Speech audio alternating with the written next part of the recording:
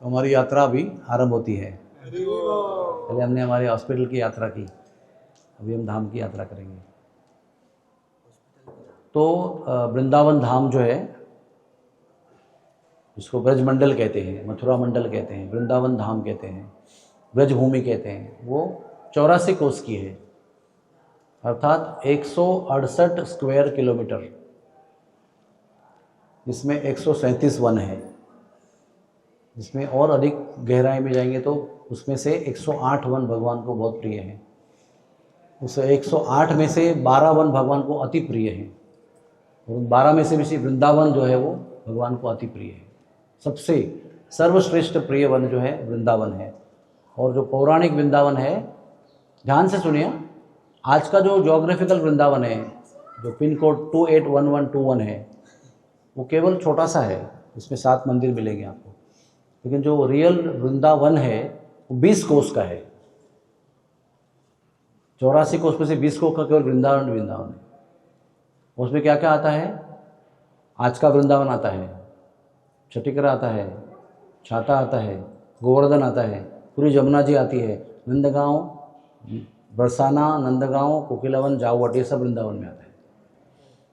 बाकी सब उपवन है। उपवन 4 प्रकार के वन होते हैं, एक वन, एक प्रतिवन, एक अधिवन,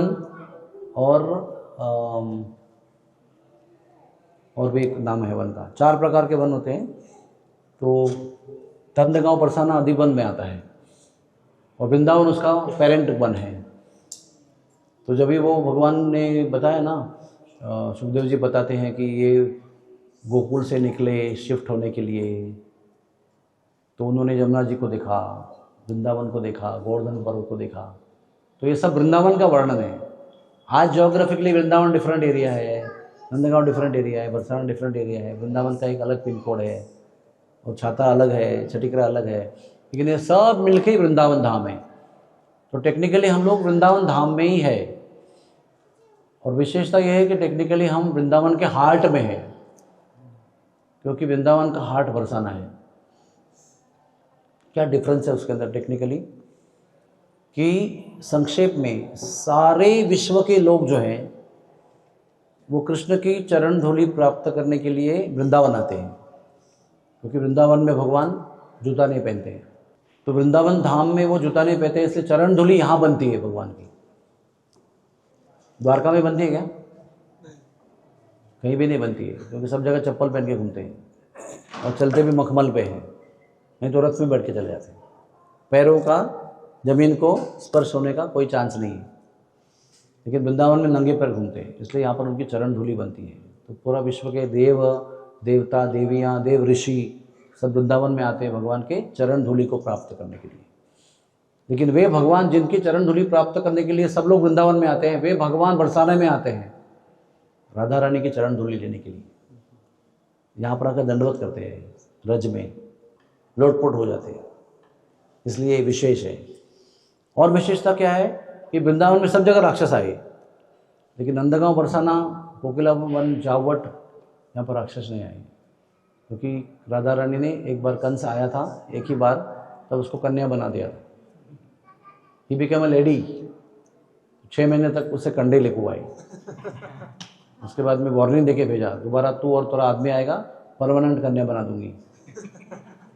इसलिए ये योजना के कारण बरसाना, नंदगांव, कोकिलावन, जावट सब जगह हम जाने वाले हैं, जो राक्षस नहीं आए कोई। क्यों व्यवस्था किया ये? क्योंकि राधा रानी को यहाँ पर ऐसी प्रेम लीला उनको करना था जिसमें राक्षस आकर व्यत्यय नहीं कर सकता है।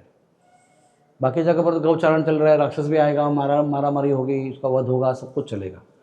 लेकिन बरसाना, नंदगांव, कोकिलावन, जावट में राक्षस नहीं आता है, केवल अति उत्कट प्रेम लीलाओं का प्रादुर्भाव यहाँ पे होता है, इसलिए वो हार्ट है। और बरसाने में स्वयं ब्रह्मा जी यहाँ पर्वत बनकर बैठे हुए, 1,20,000 साल तप किया उन्होंने। उसके बाद भगवान के दर्शन हुए, और भगवान ने बोला क्या चाहते हो? तो मुझे आपके और आपके भक्तों की चरण की धूलि चाहिए। तो भगवान ने कहा विश्वानु परम गत्वा, विश्वानुपूर्व यानी बरसाना में प्रवेश करो, वहाँ पर विराजमान हो जाओ। तो वहाँ पर वो 4 सर वाले 4 शिखर बनकर वहाँ पर विराजमान है। उसको ब्रह्माचल कहते हैं, ब्रह्मगिरी कहते हैं। मैं आपको उसका वर्णन बताया, भानुगढ़, दानगढ़, विलासगढ़ और मानगढ़ का। उसके अंदर एक और गहरी चीज़ है। बरसाना एक कमल की तरह है। कमल का है ना हेमपीठ, उसको हिंदी में इंग्लिश में कहते हैं वर्ल ऑफ द लोटस। तो जो हेमपीठ है वो बरसाना है सेंटर में, और जो मेन 8 पंखुड़ियाँ हैं वो 8 गांव हैं, 8 सखी के 8 गांव। एक एक सखी एक एक गांव में रहती है। ललिता ऊंचे गांव में रहती है, चित्रा सखी चिकसोली में रहती है। ये जो हमारा हॉस्पिटल है ये चिकसोली में आता है, ये चित्रा सखी का गांव है। इसलिए हमारे जो विग्रह आने वाले हैं, ये तो कैंप के विग्रह हैं, मुंबई से आते हैं और चले जाते हैं। जो हमारे विग्रह आएंगे उसमें चित्रा सखी के विग्रह भी होंगे।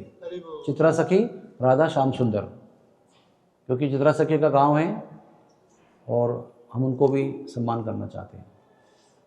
अभी आपको मैं एक बात बताना चाहता हूँ कि अभी हम जब पीछे मुड़ के देखते हैं ना, तो 90 साल से हम लोग यहाँ पे आ रहे हैं। 1986 से आना शुरू किया, लेकिन 90 में हमारा पहला कैंप का चयन हुआ, 92 में कैंप शुरू हुआ। लेकिन जब से आए हैं तब से हमारा आश्रय चिकसोली गाँव ही है।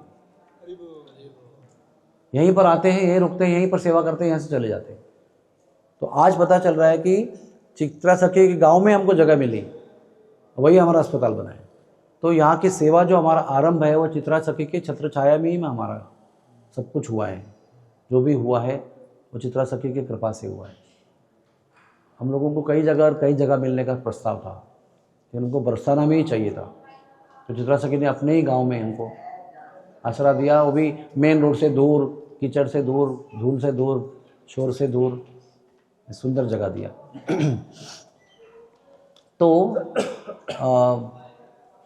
तो ये जो बरसाना है ये हेमपीठ है।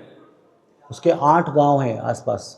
ललिता ऊंचा गांव, चित्रा चिकित्सपुर यानी चित्रा सखी का चिकसोली, उसके आगे तुंग विद्या का डभारा, उसके आगे सुदेवी का स्वर्णहरा यानी सुनहरा। इस तरह से 8 गांव हैं। उसके आगे विशाखा का गांव अजनोक है, उसके आगे चंपकलता का गांव करेला है, उसके आगे कमई है। ऐसे 8 जगह पर 8 गांव हैं। बहुत विशाल व्यवस्था है यहाँ पर। मंदिर जो है भानुगढ़, जहाँ पर राधा रानी विराजती है, वहाँ से आगे चिकसोली पहला आता है। इस तरह से चिकसोली गांव से डभारा गांव तक एक लाइन में है। वो कम से कम 1000 एकड़ एरिया होगी, हो सकता है 1000 एकर्स पूरा। वर्ल्ड ऑफ लोटस, फिर चिकसोली गांव, फिर डभारा गांव। तो ये पूरा जो विभाग है उसको गहबर वन कहते हैं। वो बरसाने के अंदर का एक हिस्सा है गहबर वन, जहाँ पर हम लोग अभी जाएंगे। लेकिन मैं बताना चाहता हूँ आपको पहले से, जहाँ जाएंगे उसका नॉलेज पहले से होना चाहिए। तो गहबर वन जो है ये बरसाने का भी हार्ट है। बरसाना वृंदावन धाम का हार्ट है और बरसाने का हार्ट गहबर वन है। और गहबर वन में ऐसी व्यवस्था है कि राधा रानी ने अपने हाथ से वहाँ पर वेलियाँ, वृक्ष, पेड़, पत्ते सब कुछ अपने हाथ से लगाए हैं। अपने हाथ से उनका सिंचन किया है, उनका वर्धन किया है। और गहबर वन जो है वो अति उत्कट स्थान है राधा श्याम सुंदर का। अति उत्कट यानी वहाँ पर निभृत निकुंज है। यहाँ पर केवल राधा और कृष्ण मिलते हैं, बाकी जगह पर सब लोग मिलते हैं। उसको कुंज कहते हैं। वाल भी जा सकते हैं। फिर उसके बाद एक अंदर का हिस्सा होता है निकुंज, उसमें केवल गोपियाँ जा सकती हैं, लेकिन सब गोपी जा सकती हैं। लेकिन आगे आगे ऐसे स्थान हैं जहाँ पर केवल 108 गोपी जा सकती है, और आगे स्थान जाएंगे तो 64 जा सकते हैं। उसके आगे ऐसे स्थान केवल 8 ही जा सकते हैं। उसके आगे ऐसे निकुंज है जहाँ पर only Radha Krishna go inside. Gahvar Van जो है वो निवृत्त निकुंज है। टेक्निकल भाषा में कहा जाए तो वो परस्पर श्रृंगार लीला का स्थान है। वहाँ पर राधा और कृष्णा एक दूसरे का श्रृंगार स्वयं करते हैं। उसका नाम क्या है? परस्पर श्रृंगार लीला। तो बहुत सुंदर लीला है वहाँ की, वो मैं वहाँ जाके बताऊंगा। वहाँ पर एक कुंड है, उसका नाम है गहबर कुंड। वो ब्रह्मा की नाभि है। 4 सर उनके 4 शिखर हैं, और जो कुंड है वो ब्रह्मा की नाभि है। वो कहते हैं पाताल तक उसकी गहराई है। बहुत ज़्यादा गहरा है। देवता लोग भी वहाँ पर आकर आनंद का अनुभव करते हैं। तो अभी चित्रा सखी के बारे में आपको बताऊंगा कि चित्रा सखी गांव में आए हो, चित्रा सखी गांव में बैठे हो, वहीं पर आपका निवास है, वहीं प्रसाद पा रहे हो। चित्रा सखी जो है उनका टेक्निकल नाम है गांव का चिकित्सकपुर। पिताजी का नाम क्या है? धर्म भानु। क्या बताया मैंने? अभी ऐसा है कि सबसे बड़े बाबा जो थे वो कुंज भानु थे। ये सूर्यवंशी हैं सब लोग, यानी कि सूर्यवंश में कौन कौन हुए? श्राद्धदेव मनु, वैवस्वत मनु, उसके बाद रघु राजा, वो भी रघुवंश जो है ना वो सूर्यवंश है। रघु के पुत्र के रूप में आगे दशरथ जी का जन्म हुआ है 2-3 पीढ़ी के बाद। उसके बाद राम का जन्म हुआ है, उसके बाद बहुत लंबी पीढ़ी है, उसके बाद में वृषभानु महाराज का जन्म हुआ है। वो सूर्य के अवतार है। तो कुंज भानु एक लेवल पे हैं, हाँ, वो रशंग राजा के पुत्र हैं। और कुंज भानु का पुत्र का नाम है मही भानु। और मही भानु का बाहर यहाँ परिवार बसा हुआ था यहाँ पर। और मही भानु के 9 पुत्र हुए, उसमें 4 बड़े, बीच में वृषभानु और 4 छोटे, 4 ताऊ जी, 4 चाचा जी और बीच में वृषभानु जी। तो वृषभानु के जो भाई है वो एक एक गांव में रहते हैं, और उनकी जो पुत्री है एक एक पुत्री हुई है, और वो राधा रानी की एक सखी है। तो फर्स्ट कजिन भी है और परमेश्वर सखी भी है। उनकी सबसे प्रधान सखी जो है राधा रानी की वो 8 हैं। तो ये सब नाम भानु के ऊपर है, गुण भानु, धर्म भानु, सुर भानु। तो चित्रा सखी के पिताजी का नाम है धर्म भानु, उनकी माताजी का नाम है सुभगा देवी। उनकी जन्मतिथि है सबसे राधा रानी के 2 दिन बाद, यानी भाद्रपद शुक्ला दशमी। ये चित्रा सखी का बर्थडे है। राधा रानी के 2 दिन बाद में उनका जन्मदिन आता है। उसके बाद में इनका हर एक गोपी का एक स्किन कॉम्प्लेक्शन है, जिसका हम लोग कल्पना नहीं कर सकते। हम लोग खाली काला और गोरा जानते हैं, और पीला भी जानते हैं। वो जापानीज लोगों का रंग पीला होता है, पी गोरा कहते हैं उनको। लेकिन mainly we know black and white, right. लेकिन गोपियों के शरीर का रंग आप देखेंगे, मैं बताते जाऊँगा आपको। चित्रा सखी के अंग का रंग कुमकुमवत है, हर कॉम्प्लेक्शन इज लाइक कुमकुम, हाँ, सिंदूर जैसा। लेकिन वो नॉट लाइक ब्राइट सिंदूर जैसे यूपी का लोग पहनते हैं ना, एकदम ब्राइट फ्लोरोसेंट कलर, वैसा नहीं होता है। एक्चुअल कुमकुम कैसा होता है? डार्क रेड होता है, वो डीप रेड। वैसे उनके अंग की कांति, लेकिन बहुत तेजमय होती है वो कांति। उसके बाद में हर एक गोपी का एक वस्त्र पहनने का स्टाइल है। सब वस्त्र पहनते हैं, लेकिन उनका प्रिय वस्त्र कौन सा पूछेंगे तो वो एक टाइप का वस्त्र है। तो चित्रा सखी जो है ना वो पीला वस्त्र पहनती है, पीत वस्त्र। वो भी वो कांच के जैसा ट्रांसपेरेंट होता है, ऐसा भी लिखा है। कांच की प्रभा कैसे होती है? शाइनिंग होती है ना। जैसे आप देखते हैं ना, वो राजस्थान की महिलाएं सारे ब्लाउज पर वो आईना लगाते हैं, उससे चमकते रहता है वस्त्र, है ना। तो धूप में चलेंगे सब जगह रोशनी रोशनी होती है, बिकॉज घाघरा में का आईने लगाए, ऊपर के में आईने लगाए, ब्लाउज में आईने लगाए हुए हैं, आगे पीछे सब जगह आईने होते हैं। तो वैसे इसका वस्त्र होता है, लेकिन पीले रंग का होता है। हर एक गोपी का, अष्टसखी का अपना एक कुंज है स्वयं, और उसके भी नाम है। ललिता जी का जो कुंज है उसका नाम है स्वानंद सुखदा कुंज। चित्रा सखी का जो कुंज है उसका नाम है चित्र विचित्र कुंज। आप नाम से याद रख सकते हैं उनके कुंज का। चित्रा सखी के कुंज का नाम है चित्र विचित्र कुंज। और हर एक कुंज का एक वर्ण होता है। अब मुझे पता नहीं है कौन सा वर्ण है। किंजल का वर्ण कहा गया है। किंजल का यानी स्पेसिफिक रंग है उसके कुंज का। कुंज का रंग है वो, प्रधान रंग जो है कुंज का, वो किंजल का वर्ण है। और जो निकुंज लीला होती है ना भगवान की, चिरंतन लीला, उसमें सबकी आयु फिक्स होती है। भगवान भी फिक्स आयु के होते हैं, सखियाँ भी सब फिक्स आयु की होती है। तो इनकी आयु बाकी गोपियों से बड़ी होती है। ये 15 साल की कांस्टेंट रहती है, 15 साल 1 महीने की रहती है। Constant age in Nikunj Leela is 15 years 1 month। फिर हर एक गोपी का एक वाद्य प्रिय होता है, सब वाद्य बजाती है, लेकिन एक उनका फेवरेट है। तो चित्रा सखी का प्रिय वाद्य है मृदंग, जो आपके हाथ में है, बड़ी कुशलता से मृदंग बजाती है। फिर हर एक गोपी का, सखी का एक प्रिय राग होता है। हर एक रगी सब रागों में गाती हैं, लेकिन एक राग उनका प्रिय होता है। तो राधा रानी का कौन सा राग प्रिय है सबसे? पीलू। और एक राग है उनका, उस राग में राधा रानी को गाकर रिझाते हैं। और हर एक गोपी की एक विशेष सेवा होती है, in which she is expert. Chitra Sakhi की क्या सेवा है? चित्रा सखी की सेवा है कि प्रिया और प्रीतम को, राधा और श्याम सुंदर को सरस और सुगंधित जलपान कराना। यानी some people are good in sweets, some are good in sabjis, namkeens, and some are good in making drinks, variety of drinks। तो ये variety of drinks बनाने में वो भी सुगंधित और वो ऋतु के अनुसार, सर्दी में गर्मी देने वाला, गर्मी में सर्दी देने वाला, इस प्रकार का जो अलग अलग विशेषताएं हैं वो हम लोग बनाते हैं ना। कॉकटेल बनाते हैं, कभी मॉकटेल बनाते हैं, कभी कुछ बनाते हैं, कभी कुछ बनाते हैं। तो वो तो मॉडर्न एक तरीका है केमिकल वाला, लेकिन चित्रा सखी प्राकृतिक जड़ी बूटियों से ये विविध सुगंधित पेय राधा कृष्ण के आनंद के लिए बनाते हैं। ये उसकी स्पेशलिटी है। हर एक सखी की 3-3 मंजरियां असिस्टेंट होती है। कितने हो गए? 24। टोटल कितने हो गए? 8 और 24, 32 हो गए। टोटल 24 नहीं हुए, 24 और 8 हो गए। ये 24 की हर एक की 1-1 करोड़ असिस्टेंट होती है। हर एक मंजरी की 1 करोड़ असिस्टेंट होती है। तो अभी कितने हो गए? 24 करोड़ 8। समझ में आया आपको? तो इनकी प्रधान जो असिस्टेंट है वो विमला मंजरी है, रति मंजरी और भद्र मंजरी, ये उनकी प्रधान असिस्टेंट है। और आगे चित्रा सखी का गुणगान सुनिए।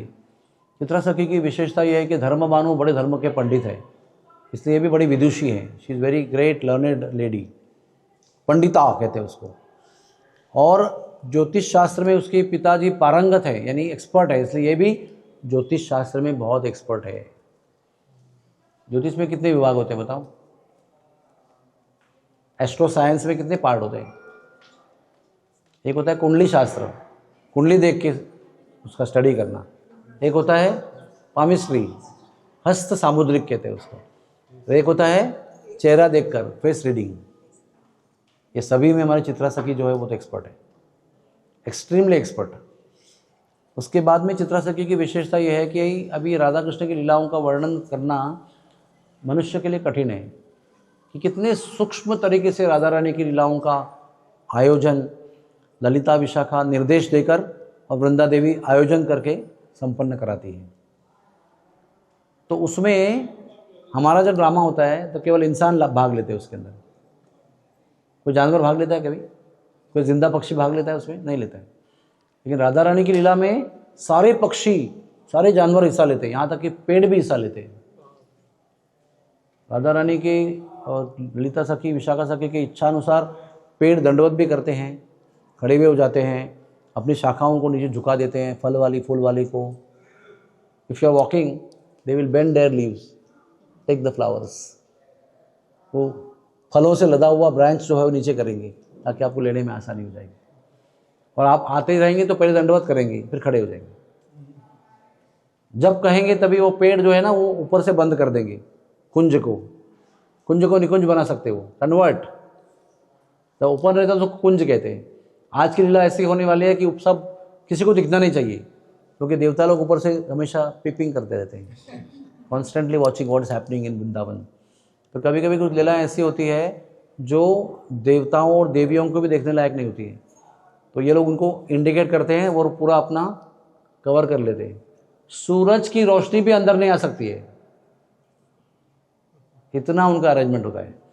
तो ये संकेत वाली भाषा में बहुत एक्सपर्ट है। ये पक्षियों की भाषा जानती है, ये पेड़ों की भाषा भी जानती है, पेड़ों को भी ट्रेन करती है, पक्षियों को भी ट्रेन करती है कि आज को आपको क्या करना है। ऐसे इनके अरेंजमेंट है। और ये देश विदेश की मनुष्यों की सारी भाषा जानते हैं। आज कितनी भाषा है विश्व में? उस समय भी बहुत सारी भाषाएं थी। पर्शियन भाषा ये वैदिक भाषा है। ये सारी भाषाओं का ज्ञान चित्रा सखी रखती है। चित्रा सखी में और एक विशेषता है, किसी भी सर्पदंश को ये उतारा कर सकती है। वो सर्प के मंत्र को जानती है, स्नेक बाइट मंत्रस।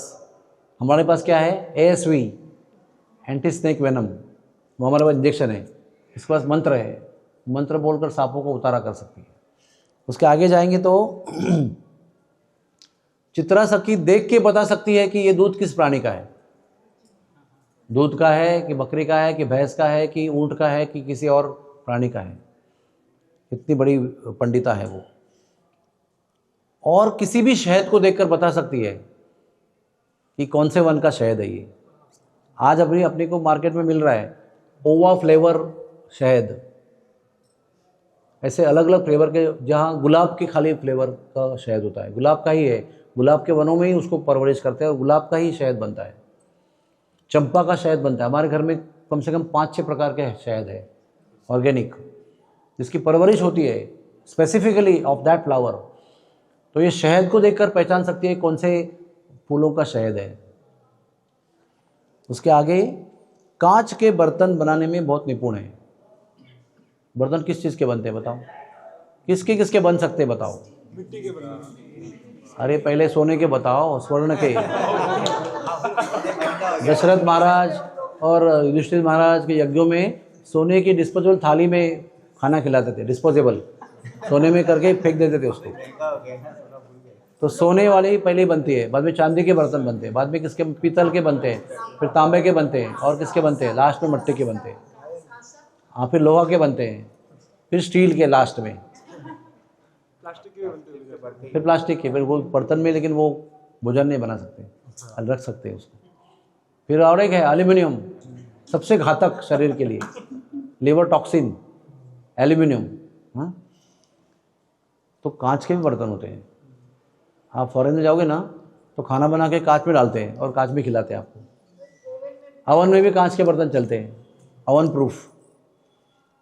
तो कांच के बर्तन इतने डिज़ाइन से बन सकते, और रसीले भोजन बनाने में इनका हाथ कोई पकड़ नहीं सकता है। वृक्ष उपचार शास्त्र, यानी वृक्षों को कुछ बीमारी हो गई तो ठीक करने का शास्त्र है, पूरी तरह जानती है। पूरा घेवर बन जो है राधा रानी के लिए चित्रा सखी मेंटेन करती है बॉटनिकली। और पशु शास्त्र में भी ये बहुत निपुण है। That means she is also a veterinary doctor. कितनी खूबियां एक व्यक्ति के अंदर, इमेजिन। और वृंदावन में जो फूल पुष्प वाले जितनी भी दिव्य औषधियां हैं, ये सबके ऊपर अधिकार इनका है। जड़ी बूटी वाले जितने भी पौधे हैं, ये सबका नियंत्रण और सबका चयन और सबका उपाय ये खुद करती है। उसके आगे आप यहाँ ही बैठकर उसको प्रणाम कर लीजिए। हाँ, ये सब जो है ना, ब्रज भक्ति विलास नाम का ग्रंथ है जो नारायण भट्ट गोस्वामी ने लिखा है, जिसमें ये सारे स्थानों के प्रणाम मंत्र दिए गए हैं। कहते हैं ये बहुत पावरफुल मंत्र हैं, इसको आप विश्व में कहीं भी प्रणाम करेंगे मंत्र उच्चारण करके, आपको वो धाम की कृपा प्राप्त होगी। तो हम अभी चित्र विचित्र वन को, जो कुंज है चित्रा सखी, उसको प्रणाम करते हैं। बोलिए, विचित्र रूपिणे तुभ्यम नमस्ते क्रीडनस्थल गोपी निर्मित वासाय जगदानंद हेतवे। हे चित्र विचित्र वन, आपको नमस्कार है। चित्रा गोपी की द्वारा निर्मित ये विचित्र मंदिरों में आप परिपूर्ण हैं और जगत के आनंद के लिए आपने इसका निर्माण किया है। फिर मैं आपको चित्रा सखी की कहानी बताता हूँ। चित्रा सखी की आखिरी खूबी क्या है? चित्रपट बनाना। Expert in making paintings. तो एक बार श्रीदामा, आपको शॉर्ट में बता रहा हूँ क्योंकि टाइम बहुत हो रहा है। श्रीदामा एक बार रोते रोते कृष्ण के पास आया। बोला, दिन भर तो आप साथ रहते हो, शाम को चले जाते हो, हम घर जाते हैं तो मैं रात भर सो नहीं पाता, आपके विरह में व्याकुल रहता हूँ, आपकी याद में तड़पता हूँ, कब सूर्य उदय होगा उसकी प्रतीक्षा में रहता हूँ। तो मैं अभी इस स्थिति में आ गया हूँ कि मैं भी जिंदा नहीं रह सकता, मैं मर जाऊँगा। आप अगर मुझे बचाना चाहते हैं तो कम से कम आपका चित्रपट बना के दीजिए मुझे, ताकि उसको निहारता हूँ मैं जिंदा तो रह सकता हूँ सुबह तक। तो कृष्ण ने पहले उसका मजाक उड़ाया, तो वो रोने लगा बहुत। तो उसको लगा कि भाई गंभीर बात है, हास परिहास की बात नहीं है। तो कृष्ण ने अपनी मैया को बोला कि मैया, मेरा दोस्त जो है वो रात भर रोता है, विरह में व्याकुल होता है, मेरा चित्रपट बना के मांग रहा है, आप चित्रपट बना के दे दो। तो मैया कहती है आपका चित्रपट बनाने का क्या डिफिकल्ट है? सफ़ेद कागज़ ले लो, काला रंग ले लो, एक ब्रश ले लो, 2-4 स्ट्रोक मार दो, आपका चित्रपट बन गया। तो कृष्ण को बड़ा गुस्सा आता है, भैया आप मजाक कर रहे हो, मेरा दोस्त वहाँ पर रो रहा है और आपको प्रयास सोच रहा है। तो भैया को लगता है कि बहुत गंभीर मामला है, तो तुरंत चित्रा सखी को बुलाती और कहती है कि कृष्ण का चित्रपट बनाना है। चित्रा सखी इतनी अपने आप को भाग्यवान मानती है कि यशोदा मैया मुझे सेवा दे रही है, बुलाकर। तो वो इतने एक्साइट हो जाती है, तुरंत सब इकट्ठा करती है, हर्ब्स कलर सब इकट्ठा करती है। और अभी चित्रपट बनाने के लिए क्या ज़रूरी होता है किसी व्यक्ति का? पेपर ले लिया, पेंट ले लिया, सब कुछ ले लिया, व्यक्ति होना चाहिए ना। और वो व्यक्ति भी कैसा है, वो बोलेंगे ऐसा ही बैठना है आपको, वो ऐसा घूम नहीं सकते इधर उधर। जिसका चित्रपट निकालना है उसको कुर्सी में बिठाएगी, वो जो भी है, तो ऐसे बैठो आप, उधर देखो, इधर उधर मत देखो, इधर देखो। फिर वो चित्रपट बनाएगी, बार बार देख के बार बार चित्रपट बनाएगी। तो कृष्ण तो वहाँ पर है नहीं, वो तो गांव में आ गए अपने। तो मन में वो एक कृष्ण की छवि फिक्स करना चाहती है, मन में, ध्यान में। लेकिन जैसे ही वो मन में ध्यान करने लगती है तो एक नहीं हजारों छवियाँ कृष्ण की मन में प्रकट होती है, हजारों छवियाँ। कभी मुरली बजा रहे हैं, कभी डांस कर रहे हैं, कभी गौचारण कर रहे हैं, कभी कुछ कर रहे हैं, कभी मोर बन के नाच रहे हैं, कुछ कर रहे हैं। एक किसी छवि पर मन जो है वो एकाग्र, मन में छवि एकाग्र नहीं हो रही है, यानी एक छवि टिक नहीं पा रही है मन में, तो बड़ी दुखी हो जाती हो। तो इतनी विशेष सेवा मुझे मिली है, लेकिन दुर्भाग्य यह है कि एक मन में छवि फिक्स नहीं हो रही है। तो दुखी हो गई बहुत, और ललिता विशाखा के पास गई, बताया कि ऐसी समस्या है, इतना बड़ा भाग्य हुआ है लेकिन मन में एक छवि फिक्स नहीं हो रही है। तो ललिता जी जो है ना वो सबकी गुरु है, राधा रानी की भी गुरु है। हर समस्या का समाधान ललिता जी के पास है। जब भी कोई आतंक होता है कृष्ण की तरफ से तो ललिता जी मुकदमा चलाती, कुछ भी डिफिकल्टी है तो ललिता जी के पास पहुंचते हैं, क्या किया जाए। अनंत लीला है जिसमें गोपियाँ कष्ट में आ जाती है, तो ललिता जी उसका उपाय बताती है। तो ललिता ने क्या बताया होगा? ललिता ने बोला कि राधा रानी की आज्ञा ली क्या आपने? Did you take permission from Radha Rani? Did you take blessing from Radha Rani? बोले मैं इस सेवा को प्राप्त करके इतनी एक्साइट हो गई थी, जो तुरंत करना था सेवा को, इसलिए एक महत्वपूर्ण स्टेप जो है वो लेना भूल गई मैं। इसलिए उसके मन में एक छवि टिक नहीं पा रही थी, अनंत छवियाँ आकर कंफ्यूज कर रही थी उसको। तो भाग कर आंखों में आंसू लेकर राधा रानी के चरणों में जाकर दंडवत किया उसने। पहले क्षमा मांगी, प्रणाम किया, फिर प्रसंग बताया और फिर आशीर्वाद मांगा, राधा रानी अब आशीर्वाद दो कि मैं कृष्ण की छवि बना सकूं, यशोदा मैया की सेवा कर सकूं। राधा रानी ने आशीर्वाद दिया तो एक ही छवि मन में फिक्स हो गई तुरंत ही। तो कोई भी महान सेवा अगर कृष्ण की भी करनी है तो राधा रानी को पहले प्रार्थना करो उस सेवा को करने के लिए।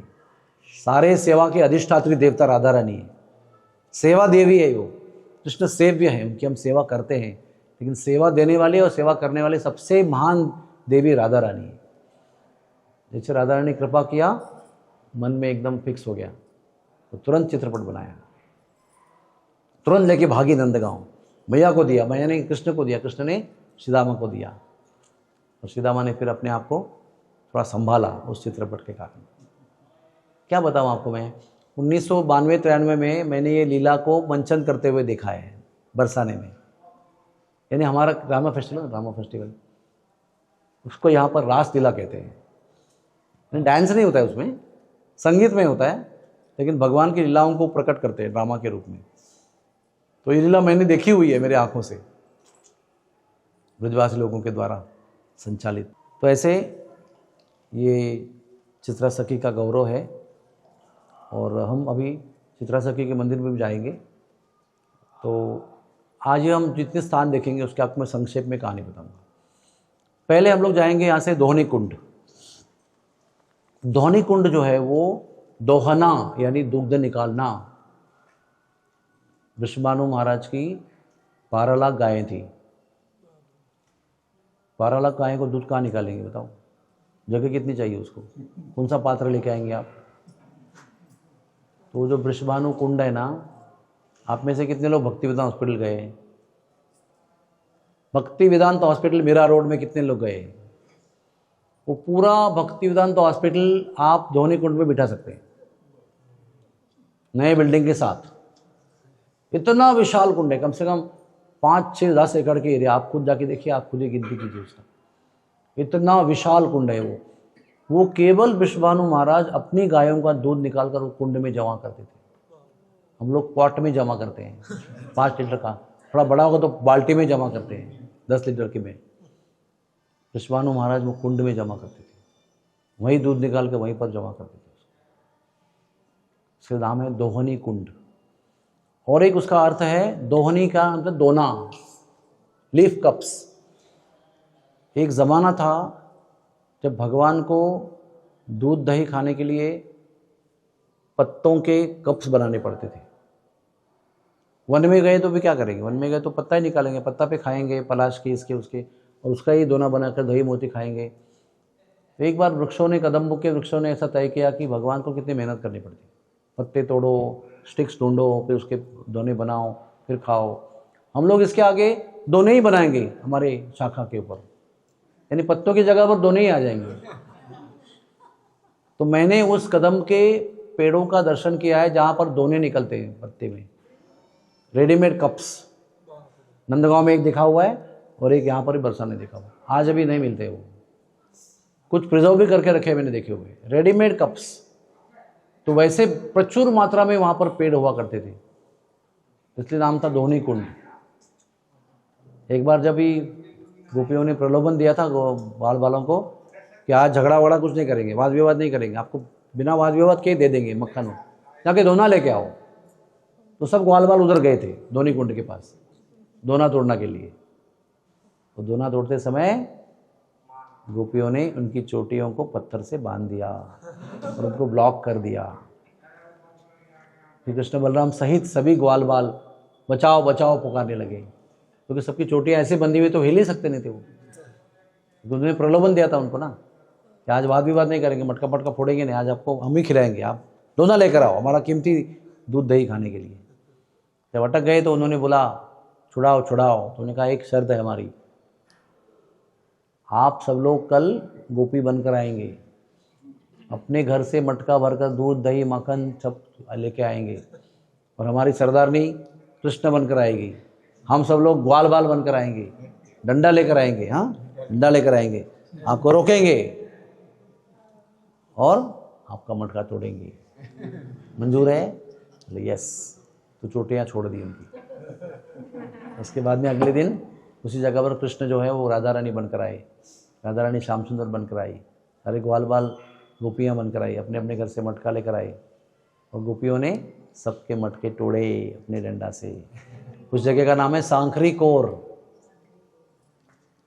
2 पर्वत यहाँ है ना, भानुगढ़, यहाँ कौन सा गढ़ है, यहाँ कौन सा गढ़ है, ये कौन सा गढ़ है, तो ये ऐसा है ना। अब ये जो है ना ये ऐसे मिलते हैं और वो सांकरी कोर बनता है। वैली नहीं, एक छोटा सा रास्ता बनता है, एक समय एक दिशा में एक ही व्यक्ति जा सकता है, दो तरफा ट्रैफिक नहीं हो सकती है। तो एक जगह से राधा रानी गोपियाँ आती है मटका लेकर, तो यहाँ से नंदगांव से वो आके रोकते हैं रास्ता। देखो यहाँ पर चित्रपट बना हुआ है, आप आते ही देखेंगे ना कृष्ण खड़े ऐसे डंडा पे ऐसे, और ऑलरेडी राधा रानी के सर का मटका तोड़ दिया उन्होंने, ललिता उनको ऐसे डांट रही है। वो सांकरी कोर की लीला है। सांकरी कोर में अनंत लीला है, रोज का नोक झोंक है वहाँ पर, रोज का झगड़ा है। सांकरी कोर जाना मुश्किल है, उसके लिए 3 दिन आपको आना पड़ेगा एक्स्ट्रा, क्योंकि वहाँ पर केवल पैदल ही जा सकता है आदमी, यहाँ से 2-3 किलोमीटर दूर है। पार करके भी जा सकते हैं, लेकिन उसके लिए उतनी जिद चाहिए, उतना निश्चय चाहिए और समय भी चाहिए। बहुत सुंदर जगह है। एक तो पर्वत है यहाँ का विलासगढ़, उसको विष्णु पर्वत कहते हैं। ऑपोजिट जो नहीं, यहाँ का जो दानगढ़ है उसको विष्णु पर्वत कहते हैं, ऑपोजिट जो विलासगढ़ है उसको राधा पर्वत कहते हैं। एक गोरा और एक काला है, उसके बीच में वो सांकरी कोर है। उसके अंदर मटकी के निशान हैं जो भगवान ने फोड़ी थी, अभी भी वो चिकना है। वो शिला भी सफ़ेद है, जहाँ पर मक्खन गिरा भगवान ने हाथ से चाट के खाया था उसको। एक बार भगवान को अरेस्ट किया था उन्होंने। रोज की डिफरेंट लीला है। तो उनका अरेस्ट करके फेटा छीन लिया था। तो फेटा तो वो फिसलते हुए आया था, तो ब्रह्मा जी वो लीला देखकर पिघल रहे हैं, तो खिंचे हुए फेटा के वहाँ पर लंबे निशान हैं। जहाँ मटका फूड़ा है वहाँ पर चिकने सफ़ेद रंग के शिलाएँ हैं। आज भी आप खड़े हो तो फिसल सकते हो उसके अंदर, यहाँ पर मक्खन गिरा हुआ था। ऐसे अधिक अधिक भगवान के चरणों के चिन्ह भी थे, अभी नहीं है। तो कहने का तात्पर्य है कि ये सांकरी कोर की लीला बहुत अद्भुत है। हमारे जो रघुनाथ दास गोस्वामी हैं उन्होंने इस ग्रंथ को लिखा है, दान लीला। ओके, और क्या बताएं आपको, ये एक बताया धोनी कुंड। धोनी कुंड की लीला छोटी लीला है, एक लीला है वो ऐसी है कि वहाँ पर राधा रानी के निर्देश में सभी सखियाँ, वृषभानु महाराज के निर्देश में सभी ग्वाल वाल मिलकर वृषभानु महाराज के गैयाओं का दूध निकाल रहे थे। और दूध निकालना एक बड़ा गौरवशाली कार्य है ब्रज का, बहुत गौरवशाली कार्य, बहुत ध्यान देते हैं उसके ऊपर, बहुत प्लानिंग करते हैं, बहुत अटेंशन देते हैं उसको, क्योंकि उनका वो मेन बिजनेस है, धन के लिए नहीं, प्रेम का बिजनेस है उनका, गौ पालन। ओके, तो एक बार राधा रानी और सखियां सब अपने पिताजी की गायों का दुग्ध दोहन कर रहे थे मग्न होकर। तो कृष्ण वहाँ से आते हैं और राधा को कहते हैं कि क्या मैं आपकी गाय का दूध निकाल सकता हूँ? राधा रानी कहती हाँ निकाल सकते। तो राधा रानी उठ गई, बछड़े को जो दूध पी रहा था उसको ले लिया अपने गोद में और कृष्ण को वो जगह दे दिया। और कृष्ण कैसे ना बहुत एक्सपर्ट है ये सब काम में, तो डोरी मंगाई और गाय के 2 पैरों को पीछे से बांध दिया।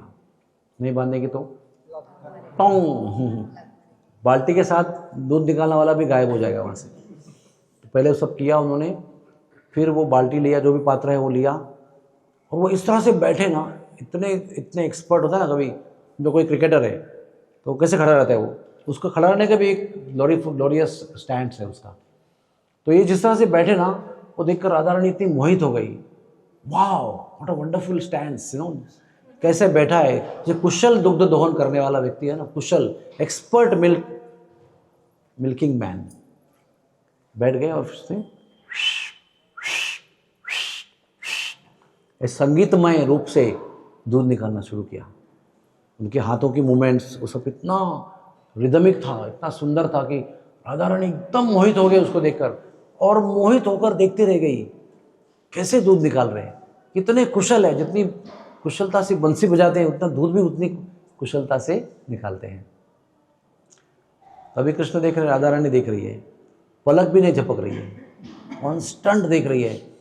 तो राधा रानी उसको देख रहे हैं, दूध निकाल रहे हैं, उसको देख रहे हैं।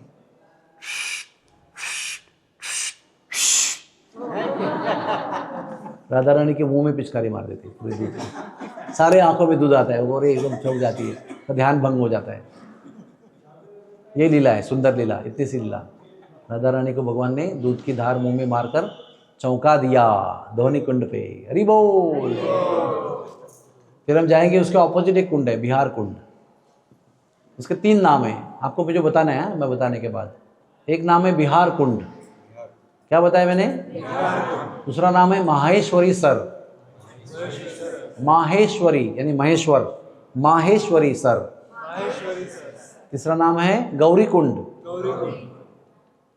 तो ये जो बरसाना धाम है ना, यहाँ पर सारे देव देवता देवियाँ, देव ऋषि, स्वर्ग लोक से ऋषि मुनि, दुनिया भर के सब लोग आते हैं और राधा रानी को पुकारते हैं।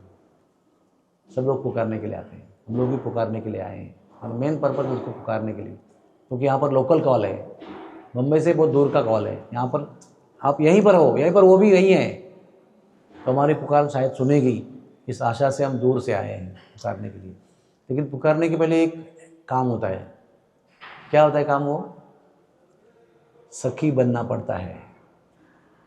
सखियाँ तो सखियाँ रहती है, लेकिन जो सखा है, देवी देवता लोग हैं, देव है, देव ऋषि मुनि है, देव ऋषि है, उनको पहले स्त्री का भेष धारण करना पड़ता है। तो शंकर जी भी पुकारने के लिए आए और उस जगह पर अपने आप स्त्री भेष पहनने का प्रयास कर रहे थे। लेकिन हम पुरुषों को अभी आप बोलेंगे साड़ी पहने, तो पता है कैसे, लेकिन वो पहनने लगेंगे तो पता चलेगा नहीं पता है।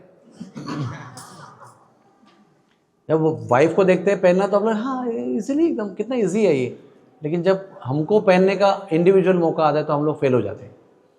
तो शंकर भगवान बहुत प्रयास कर रहे हैं, क्योंकि शंकर भगवान वहाँ पर आए, नाम पड़ा है माहेश्वरी सर यानी सरोवर। तो बहुत देर प्रयास करने के बाद शंकर जी को पता चला कि नहीं आ रहा है, मुझे नहीं जम रहा है। तो वहाँ पर गौरी जी प्रकट हो जाते हैं। कहते हैं उसके उनके तेज से, गौर तेज से पूरा कुंड का इलाका जो है वो प्रकाशित हो गया, इसलिए नाम पड़ा गौरी कुंड। तो गौरी जी ने कहा कि आप सब प्रभुओं को यानी पुरुषों को कैसे पता है सखी बनना, हम आपको बनाते हैं। तो गौरी जी ने बड़े प्रेम से अपने पति का सखी श्रृंगार किया है उस कुंड में, और फिर अपना भी श्रृंगार किया, और दोनों पति पत्नी सखी बनकर गए हैं पुकारने के लिए, राधे राधे बोलो, राधे राधे राधे राधे राधे राधे सब लोग आते हैं पुकारने के लिए। और बिहार कुंड नाम क्यों है? क्योंकि वो राधा कृष्ण की बड़ी प्रिय विहार स्थली है, इसलिए बिहार कुंड है। वहाँ के ठाकुर जी का नाम बांके बिहारी है, जहाँ पर विराजमान है। बहुत सुंदर राधा रानी है, बहुत ही सुंदर। आपका अच्छा कैमरा होगा, आप फोटो निकालेंगे, बाद में उनकी आंखें देखना, आप पिघल जाएंगे आप उन आंखों में। तो सुंदर विहार है, इधर दर्शन है। ये बिहार कुंड की लीला है, ठीक है। और उसके आगे की जो लीला है वो हम वहाँ जाके बताएंगे आपको। वो है घेवर कुंड की लीला, वो घेवर कुंड में बैठ के आपको बताएंगे। एक और गांव में आपको लेके जाने का उनका प्लान है, आशा है कि वो सफल होंगे आपको ले जाने में। वो है राकोली। राकोली, राकोली का वैसा नाम है रंकपुर वन, लोकल नाम है राकोली, वैसे ही नाम होते ना वो, ढासोली, ढारोली, पलसों, सी, डबारो ऐसे नाम होते। तो इंदुलेखा देवी का गांव है ये।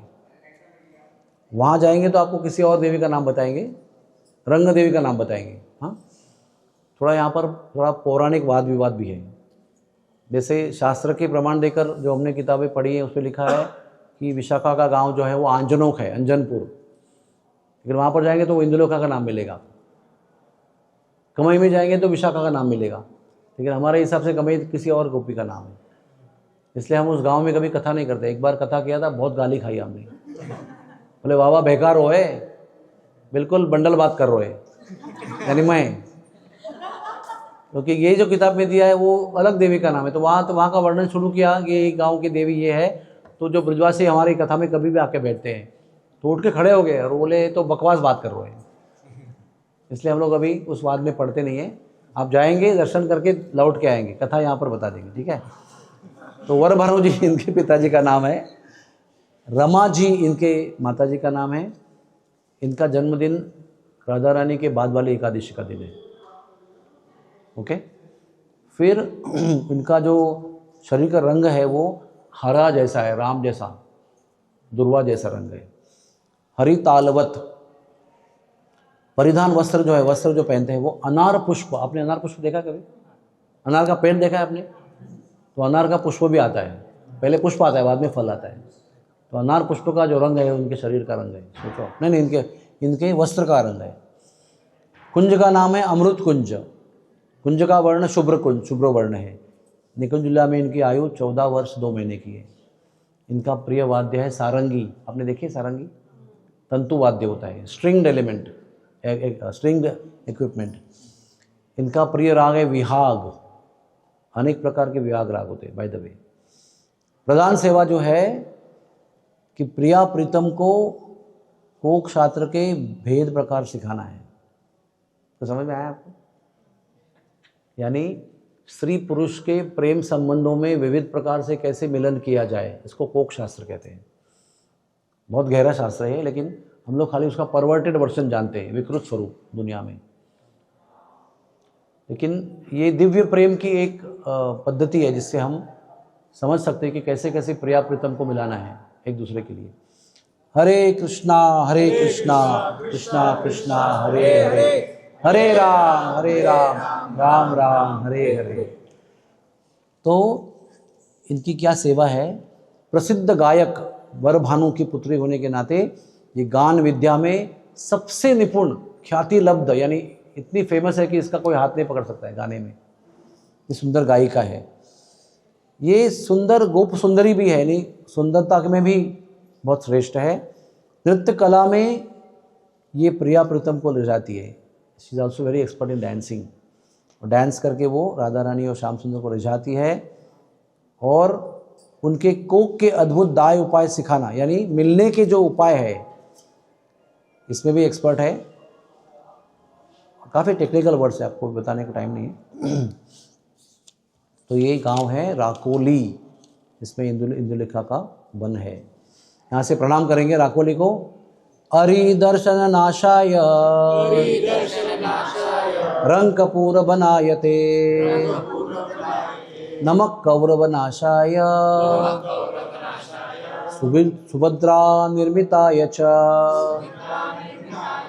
ये मंत्र जो है वो गौतमीय तंत्र से दिया गया है और कहते हैं कि इस वन का निर्माण सुभद्रा देवी ने किया था, इसलिए सुभद्रा निर्मिताय च ऐसा वर्णन आया है। इस मंत्र को जप करने से स्वप्न में भी शत्रु का दर्शन नहीं होता है, ऐसा परिणाम दिया है। फलश्रुति वहाँ पर एक सुभद्रा कुंड भी है। हाँ, उस कुंड को प्रणाम कीजिए। सुभद्रा रूपिणे तुभ्यम ब्रह्मणे भद्रहेतवे शक्ति शाप समद्भूत। सब लोग नहीं बोल रहे। शक्ति शाप समुद्भूत प्रियावेशाय ते नमः। हे सुभद्रा स्वरूप सुभद्रा कुंड, आप तो कल्याण के लिए ही है और शक्ति से उत्पन्न हुए, आपको हमारा नमस्कार है। इस मंत्र को जप करने से सभी वैवाहिक मंगलादिक जो विधियां हैं उस पर सुख प्राप्त होता है। आप सोचते होंगे वैवाहिक विधि में तो सुख ही प्राप्त होता है, लेकिन विवाह में बहुत झगड़े होते हैं। दोनों पार्टी के बहुत अनबन होती है। लड़की की पार्टी लड़का के पार्टी के अंदर बहुत ऐसा नहीं हुआ, वैसा नहीं किया, ये नहीं खिला, ये मान नहीं किया, ये सम्मान नहीं किया, तो डेंजर होता है विवाह में। हाँ, खास करके लड़के वालों को बहुत तकलीफ होती है। तो इस मंत्र का उच्चारण करने से, अभी कल वो शादी है हमारे मंदिर में, आज हो गई वैसे, कल रिसेप्शन है, उनको ये मंत्र भेज देता हूँ मैं। इस मंत्र को जपने से सर्वदा वैवाहिक मंगलादिक करने से सुख प्राप्त होती है। हरि बोल।